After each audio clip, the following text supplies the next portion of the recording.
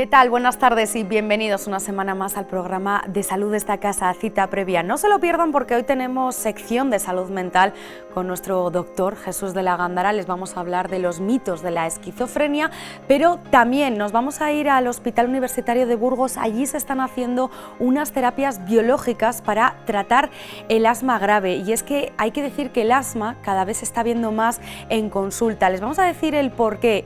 La mitad de los asmáticos actualmente están sin diagnosticar.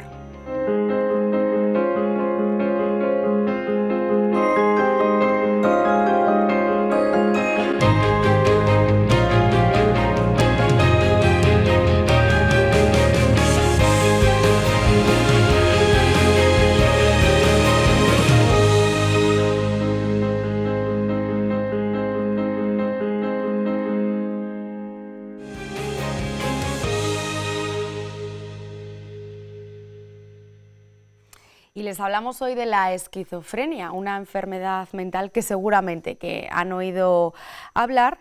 Es un trastorno que afecta al 1% de la población. Hay muchos mitos acerca de la esquizofrenia, y es que la Asociación Mundial de Psiquiatría, para desmentir todos estos estigmas, se ha visto obligada a tener que realizar una campaña que supone ese diagnóstico, ¿no? El diagnóstico de esta patología mental. El miedo que tiene la gente a la esquizofrenia es real porque se desconoce los síntomas de esta enfermedad y bueno, pues suele ser habitual compararlo pues con violencia, con fuera de control, con miedo. Para ello vamos a hablar con nuestro experto y psiquiatra Jesús de la Gándara. Muy buenas tardes, Jesús. Hola, buenas tardes. Bueno, pues en primer lugar, agradecerte que nos ocupemos de esto, porque generalmente en los programas de salud nos ocupamos de los problemas que tiene la gente normal de salud mental, conflictos familiares, laborales, etcétera, que producen estrés, producen ansiedad o depresión. Pero las grandes enfermedades mentales, como la esquizofrenia o el trastorno bipolar, se ningunean sistemáticamente en la prensa. Y se hace eso por dos cosas: porque el estigma de la locura pende sobre ello y sigue estando ahí, y en segundo lugar por miedo a una falta de estética, a una cierta fealdad de todo esto, porque hablar de todo esto produce, no sé, ahuyenta a la gente acerca de los problemas de salud mental. Así es que gracias por hablar de esquizofrenia, porque precisamente la Asociación Mundial de Psiquiatría dice abrid las puertas y hablar de esto a los medios de comunicación. ¿Qué le pasa, Jesús, a una persona que padece este trastorno? Pues si me lo hubieras preguntado hace 200 años, te hubiera dicho que está loco. Si me lo preguntas hace 100 años, te diría que tiene una demencia precoz, como una demencia, pero que afecta a personas en edad juvenil. Si me lo preguntes hace 50 años, te diría pues que tiene un desorden cerebral, la mitad de origen genético y la mitad de origen circunstancial, sustancias, vida, etcétera, que da lugar a una enfermedad cerebral bien conocida, con un desorden bioquímico, neuroquímico cerebral, que da lugar a unos síntomas bastante bien conocidos y que permiten hacer un diagnóstico muy rápido e iniciar un tratamiento que en la actualidad podemos decir que es bastante seguro y bastante eficaz. Has comentado genético, es decir, una persona que se le diagnostica esta enfermedad, que en su entorno familiar ha habido trastornos mentales. Sí, casi siempre hay algún tipo de antecedente de patología psiquiátrica mayor, de tipo psicosis, pero puede que aparezcan en jóvenes que no tienen antecedentes familiares. Lo que pasa es que la determinación genética es como una vulnerabilidad que está ahí y que se desarrolla o no de acuerdo con ciertas circunstancias desencadenantes, ¿no? Algunas circunstancias estresantes, algún tipo de consumo de sustancias. Pero cuando hay mucha carga genética, cuando en la familia hay muchos antecedentes de familiares con esquizofrenia o con psicosis, pues entonces puede aparecer sola y generalmente se desencadena en la edad juvenil. Se llamaba demencia precoz porque aparece entre los 15 y los 25 años en los chicos y entre los 20, 25, 30 en las chicas. De tal manera que una vez que aparece es como si apareciese una diabetes. Digamos que podríamos decir que una persona que desarrolla esta enfermedad va a tener que cuidarse siempre. Es como si tuviera una enfermedad pues para siempre, crónica, para toda la vida, una enfermedad crónica. Claro, antiguamente el problema de esta enfermedad es que no había tratamientos de ningún tipo, y entonces el encierro, la reclusión o la muerte de muchas personas con esta enfermedad era lo habitual. Ahora no es así. Prácticamente, por ejemplo, digámoslo en términos numéricos, en una provincia como Burgos puede haber entre 3.000 y 4.000 personas con esquizofrenia o psicosis del grupo de las esquizofrenias, que mejor hablar en plural, son esquizofrenias, no uno, hay varios tipos. En segundo lugar, de estas 3.000 puede ser que ingresen al año 200, 300 personas requieran un ingreso en el UBU, en agudos. Y de esas personas, del orden de 50 a 100 requieren un ingreso en crónicos. Los otros 3.500 están en su casa, están haciendo tratamientos, mal que bien, algunos bien, otros mal, otros regular, hay de todo. Hay sufrimiento enorme por parte de las familias, hay dificultad para hacer los tratamientos, pero el mensaje tiene que ser positivo. Además, desde los años 50 hasta ahora hemos avanzado tanto en el diagnóstico y en el tratamiento, que es absolutamente injusto decir que una persona que es esquizofrénica no se cura, o es peligrosa, o es un vago, una persona inadecuada. No es justo. Así es que defendamos que las familias que tienen la mala desgracia de tener una persona con esquizofrenia reciban la ayuda necesaria, el apoyo en segundo lugar reciban el diagnóstico apropiado, en un tiempo apropiado, y en tercer lugar hagan tratamientos que se pueden hacer bien y a largo plazo. Has hablado precisamente, otro de los mitos es que es una persona que está totalmente incapacitada, que no se puede rehabilitar, pero puede llevar, ¿no?, una vida feliz y normal. Hombre, feliz y normal si le quitamos que tiene que estar en tratamiento, Exacto. que tiene que ir al psiquiatra, que tiene que a veces pues tener un ingreso, tal, pero hay muy pocas personas ahora mismo con una esquizofrenia que tengan que estar ingresadas de por vida. Poquísimas. Casos extraordinarios, gravísimos, y generalmente ya de una cierta edad con mucho deterioro social. Pero claro, la verdad es que ahora mismo hay recursos que van desde una consulta ambulatoria normal y corriente, pues una persona con esquizofrenia se le puede iniciar un tratamiento con antipsicóticos. Los antipsicóticos de ahora alguien los puede tomar y prácticamente no notar que lo está tomando.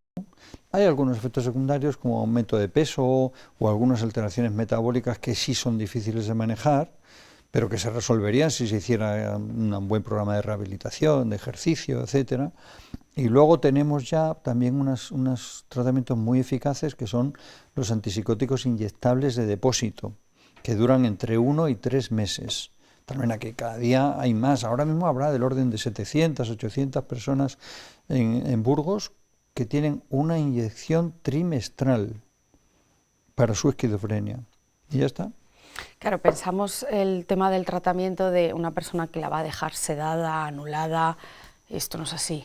No, a veces hay que hacer sedación inmediata. Al principio hay que hacer una sedación porque están agitados o tienen delirios, alucinaciones, un sufrimiento enorme, mucha angustia. Puede ser que eso sí. Y entonces durante las primeras fases del tratamiento, días o semanas, pues hay que hacer a veces una sedación para evitar que la enfermedad le haga perder el control de su propia conducta y ser peligroso para sí mismo o para los demás. Pero pasado esa etapa, generalmente lo difícil es conseguir que luego se incorporen a una vida normal. Para eso se necesita psicoterapia, rehabilitación, ayuda familiar, etcétera. Problema, cuando decimos, yo le pongo tratamiento, es fácil, le diagnosticamos, le ponemos un neuroléptico, un antipsicótico, y luego digamos hay que seducir a esas personas para que hagan tratamiento crónico y acepten un tratamiento inyectable, mensual o trimestral. Pero luego viene la otra vida, el trabajo, la familia, la rehabilitación. Por eso las unidades de psiquiatría de crónicos ahora se llaman unidades de rehabilitación, porque lo que se hace ahí es rehabilitar a esas personas para que vuelvan a hacer una actividad normal. Ya no se llaman hospitales psiquiátricos, Fuentebermeja se llama unidad de rehabilitación. Pero claro, viene otra rehabilitación que es la que está fuera del hospital, que está en la calle. Es complicado, ¿no?, todavía acercarnos a esta enfermedad, ¿no? Hablamos de la ansiedad, de la depresión, de los problemas de conducta suicidia, ¿no?, que se habla tanto, pero la esquizofrenia se sigue mirando como algo y a mí me muy gustaría complicado, ¿no? que aquí estuviera una persona con esquizofrenia, de las muchas y muchas que conozco y a las que tengo muchísimo cariño y me tienen mucho cariño y me relaciono con ellas con absoluta normalidad, porque están normales, porque puedes hacer una vida con ellos, convivir perfectamente. Es cierto que como consecuencia del estigma, la carga social hace que tengan menos trabajo, tengan menos interés por cuidarse, por hacer deporte, por relacionarse, o que tengan menos relaciones personales, menos noviazgos, menos casamientos. Todo eso va en deterioro de esa persona. De tal manera que muchas veces los problemas de convivencia con ellos dependen más de las circunstancias sociales que de la propia enfermedad. La propia enfermedad puede deteriorar y va deteriorando la vida de las personas como una diabetes o una hipertensión o una artritis reumatoide o cualquier cosa. Pero lo que antes llamábamos locura, la locura que es el perder el control de la mente totalmente, no tener capacidad para juzgar la realidad, eso ahora mismo lo controlamos muy bien. Lo que no controlamos muy bien es que tengan ganas de hacer deporte, ganas de trabajar, ganas de relacionarse, ganas de divertirse. Las ganas son una enfermedad no mental, humana, extraordinariamente difícil, pero para ti y para mí, ¿eh? A que sí, cuando no tenemos ganas nos cuesta, no tengo ganas de ducharme, no tengo ganas de levantarme. Puede ser que no estés enfermo, pero lo que cuesta, ¿eh? Pues Jesús, un placer como siempre haberte tenido aquí en este ratito, que por cierto tenemos que decir que si alguien quiere bueno, pues saber más, ¿no?, sobre este tema, hay una película en YouTube en la que has participado tú, ¿verdad?, sobre esquizofrenia, que, bueno, pues que dura su ratito, pero si la gente quiere... Es muy buena, además tuvo mucho éxito, recibió un montón de premios y ha sido siempre un poco el referente nacional de cómo se maneja la esquizofrenia. Se llama 1% esquizofrenia, la hizo Julio Meden y otra directora que trabajaba con él, y realmente es un referente internacional incluso sobre la esquizofrenia. Bueno, pues ahí se lo dejamos, por si la quieren visualizar. Muchísimas gracias, como siempre, por habernos acompañado en este ratito, Jesús. Un placer, como siempre.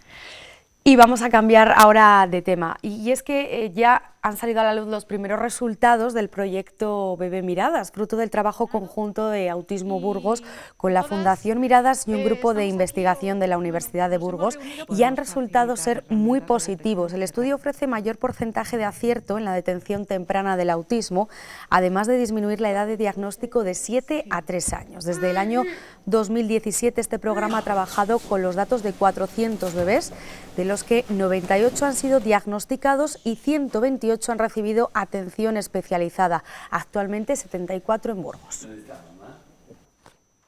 Se ha conseguido un porcentaje de aciertos mayor que el de las últimas la bibliografía presente. Solamente hay un trabajo relativamente donde tienen unos datos, un porcentaje de aciertos un poco inferior al nuestro, pero bueno, pero más o menos sí que sería equiparable, pero en niños de más de 7 años. Nosotros lo conseguimos hasta niños de 3 años. Y esos 4 años de ventaja yo creo que son importantes. Y cambiamos de tema. 1 de cada 10 niños y 1 de cada 5%, un 5%, perdón, de los adultos padece asma en España. Entre un 3 y un 5% de esos asmáticos desarrolla una versión más compleja, que es el asma grave. Un porcentaje además importante de estos tiene dificultades para controlar la enfermedad, pero hoy en día existen terapias biológicas que mejoran mucho la calidad de vida de estos pacientes. Vamos a hablar de ello con una neumóloga del Hospital Universitario de Burgos, Ana Puello. Muy buenas tardes. Hola, ¿qué tal? ¿Cómo estás? Buenas tardes. Muy bien, gracias. Bueno, un placer como siempre tenerte aquí y que nos desarrolles, ¿no?, un poquito más lo que es el asma. Y es que he estado mirando, nos lo vas a comentar tú ahora, Ana, que el asma va en aumento, está aumentando en las consultas. Pues mira, precisamente hoy es el Día Mundial de, bueno, ayer, el Día Mundial de Asma, y surgió esta iniciativa preocupados por el aumento del asma, que es una enfermedad crónica con una prevalencia muy alta en el mundo. Sí, tú lo has dicho bien, la diferencia de niños y adultos en conjunto hablaríamos de un 6,4%, que supone que en España casi 3 millones de personas padecen asma. ¿Por qué decimos que está aumentando? Pues tiene mucho que ver con situaciones de sequía, de contaminación ambiental que van muy unidas. En este momento estamos muy preocupados por la sequía porque el agua de lluvia lo que hace es barrer las partículas que están en suspensión en el aire. Cuando esto no ocurre y estamos permanentemente en anticiclones, el aire está quieto y los pacientes asmáticos sufren mucho más. La contaminación es un problema muy serio. Las partículas, sobre todo de los combustibles de los coches, afectan mucho y hasta hace poco creíamos que simplemente lo que hacían era empeorar el asma y que fueran más frecuentes las crisis.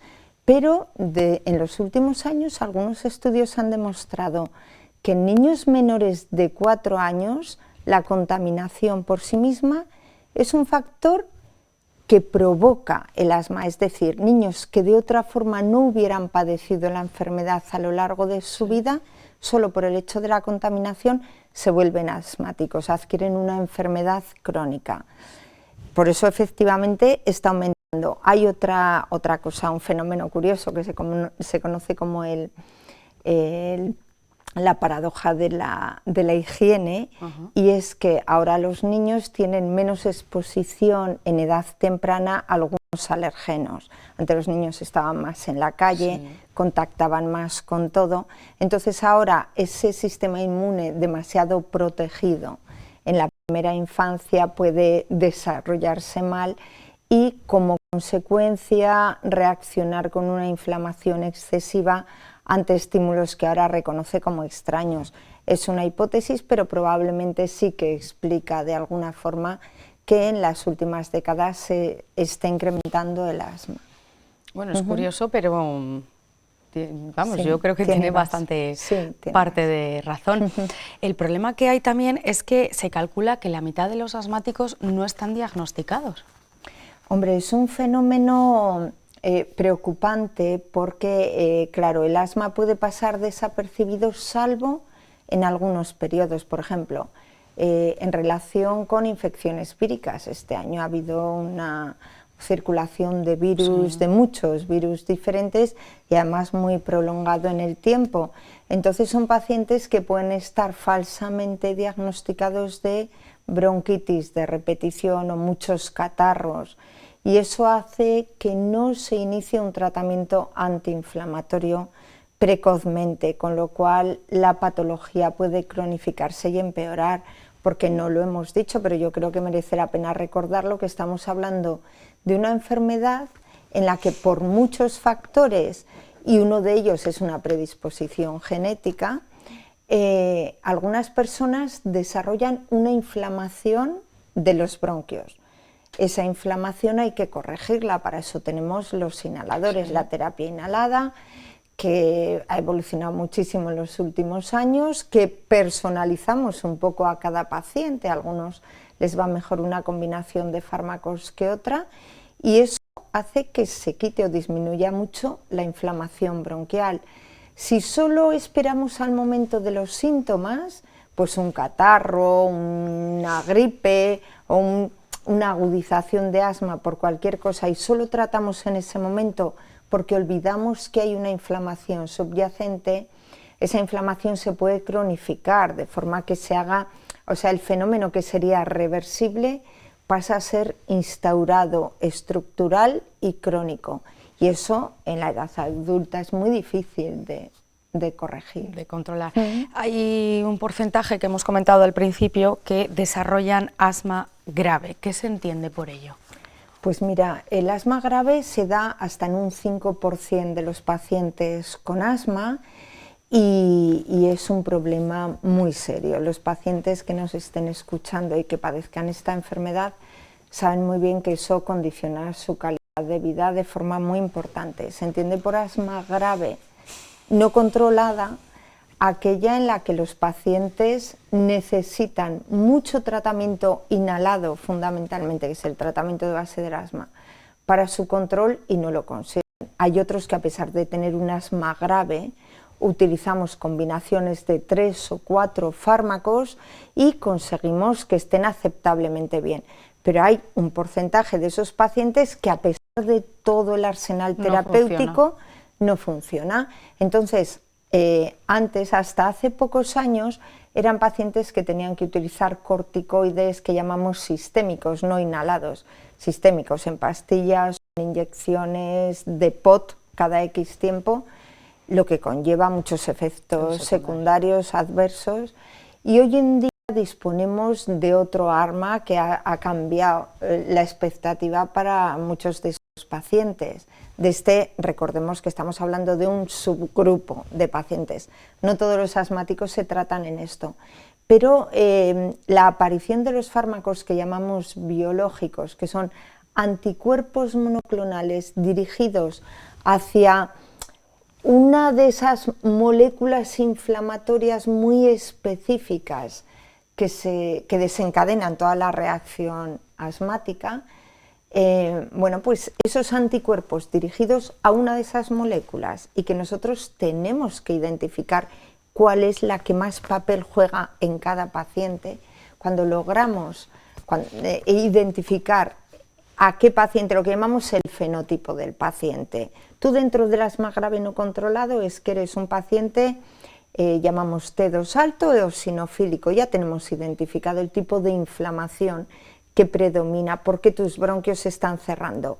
Y cuando sabemos a qué molécula tenemos que atacar, estamos hablando de tratamientos dirigidos a lo que se llama dianas terapéuticas, pues damos estos tratamientos que generalmente son por vía subcutánea y alguno intravenoso, pero la mayoría son subcutáneos, y hemos logrado que a muchos pacientes les cambie la vida, realmente. Disminuya el número de agudizaciones, desaparezca prácticamente la necesidad de ingresar por el asma, mejore su función pulmonar, puedan hacer una vida normal, los pacientes están encantados. Estos tratamientos de los que hablamos son complejos, son muy caros, costosos, claro. Muy costosos, y se utilizan dentro de la farmacia hospitalaria. Por eso, mira, quiero aprovechar para explicar que normalmente las terapias biológicas se prescriben y se siguen dentro de las unidades de asma grave. Nosotros en el UBU, en el Servicio de Neumología, contamos con una unidad de asma grave que cuenta con el reconocimiento de la SEPAR, que es la Sociedad Científica Nacional, que establece los criterios que necesita una unidad para ser reconocida como tal. La nuestra es especializada, es la primera unidad especializada que existe en Castilla y León, y la llevamos la doctora Lázaro y yo, y lo que hacemos es estudiar muy de cerca a estos pacientes antes de emitir el informe, solicitando a farmacia que autoricen. En ese momento los pacientes empezarán a venir a recoger el tratamiento en farmacia, generalmente se lo dan para 2 meses, y las primeras dosis las ponemos en el servicio de neumología, y las siguientes, si el paciente está de acuerdo, aprende, que es muy sencillo, se las puede ir administrando en casa. Hay algunos que prefieren seguir viniendo a ponérselas. Y esto, la complejidad de esta enfermedad grave y la relación con otras patologías como son los pólipos nasales, la poliposis nasal que llevan los otorrinos es frecuentísima en los pacientes con asma grave. Eso ha hecho que en nuestra unidad hayamos creado un grupo de trabajo en el que está alergología, otorrinolaringología y farmacia hospitalaria. Y eso nos ha permitido avanzar mucho trabajando en conjunto. Los equipos multidisciplinares, sí, que al final es lo que hace que, como bien dices, avance. Pues el presente y el futuro, ¿no?, de estos fármacos biológicos que hacen mejorar, en este caso se administra en otro tipo de enfermedades, pero en este caso el asma grave. Son importantes, por lo tanto, estas campañas de visibilización del asma, como estamos haciendo, por ejemplo, hoy, porque bueno, cualquier persona que pueda tener esa sospecha, ¿no?, de padecer esta enfermedad, es importante acudir al médico, no dejarlo pasar, porque pues, puede llegar a incluso a agravarse tanto que puede generar muchas complicaciones. Sí, a cronificarse mucho. Pues Ana, ha sido un placer, como siempre, haberte tenido aquí con nosotros. Gracias. Y nosotros nos despedimos, pero les esperamos como siempre aquí la próxima semana en Cita Previa. Gracias a ustedes también por acompañarnos. Adiós.